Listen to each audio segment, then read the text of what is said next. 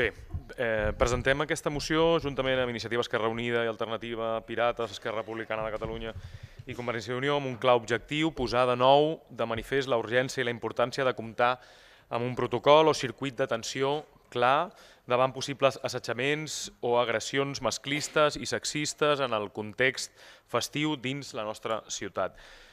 Quan manquen només unes setmanes per a les festes de primavera i per començar, per tant, amb la temporada de festes majors als barris de la ciutat, és important posar de nou el tema al centre del debat polític municipal. Al setembre del 2016, aquest mateix ple va aprovar ja una moció adreçada a l'elaboració i posada en marxa d'aquest protocol. Ens consta que les professionals del Centre d'Atenció i Informació a la Dona de l'Hospitalet han fet feina al voltant d'aquest tema i han establert comunicació també amb les diferents comissions de festes dels barris de la ciutat. Però el ritme de treball, malauradament, no s'ajusta a les necessitats d'una societat i d'un moment d'especial impacte dels missatges que ens transmeten des del moviment feminista actualment. En aquesta mateixa setmana hem conegut el cas d'una brutal violació grupal d'una menor a Barcelona i d'una altra violació grupal també a diverses nenes d'un centre de menors d'Alacant. Vivim en una realitat patriarcal plagada de violència directa o indirecta envers les dones, on cal posar fre a qualsevol actitud masclista, tot i que sigui molt incipient o difusa. Els anomenats micromasclismes, gestos, comentaris, bromes i la tolerància envers l'assetjament sexual de baixa intensitat són el començament d'una espiral de violència masclista i la base que sosté el patriarcat. Tan important com comptar amb aquest protocol és la seva difusió, tant entre les persones organitzadores de l'esdeveniment festiu com per part, per exemple, de la Guàrdia Urbana, dels serveis socials i d'altres professionals que puguin participar d'una o d'una altra manera d'aquest circuit d'atenció, acompanyament i denúncia d'aquests fets.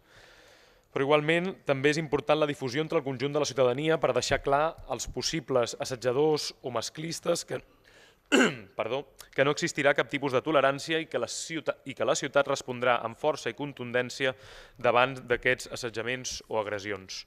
Aquest protocol és una mesura de protecció, és una eina per a garantir que no hi hagi una doble victimització de la dona que pateix l'assetjament o l'agressió,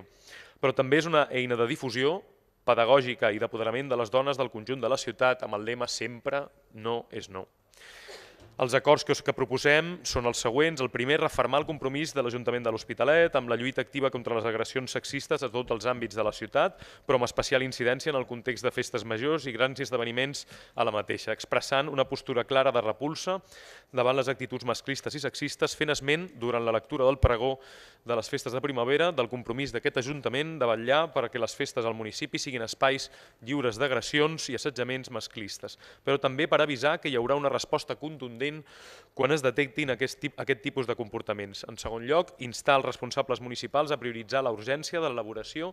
i posada en marxa del protocol o circuit d'atenció per als casos d'assetjament sexual o agressions dins de l'àmbit de les celebracions, festes majors i d'altres moments de distensió a la ciutat, destinant amb aquest objectiu tots els recursos econòmics, de personal i materials que tinguin al seu abast per tal de fer possible el compliment dels acords aprovats dins de la moció del setembre de l'any passat, la moció per un protocol contra les agressions sexistes a les festes majors i altres esdeveniments a la ciutat, del 27 de setembre del 2016. I per últim, promoure noves accions municipals també recollint les aportacions i visió dels grups feministes i de dones de l'Hospitalet adreçades a donar a conèixer aquest futur circuit d'atenció davant la violència envers les dones, també dins del sector de l'oci nocturn, amb l'objectiu d'estendre la feina de sensibilització i posada en coneixement de les vies d'atenció i denúncia a totes les dones de l'Hospitalet de Llobregat en cas d'assetjaments i agressions sexuals de qualsevol tipus.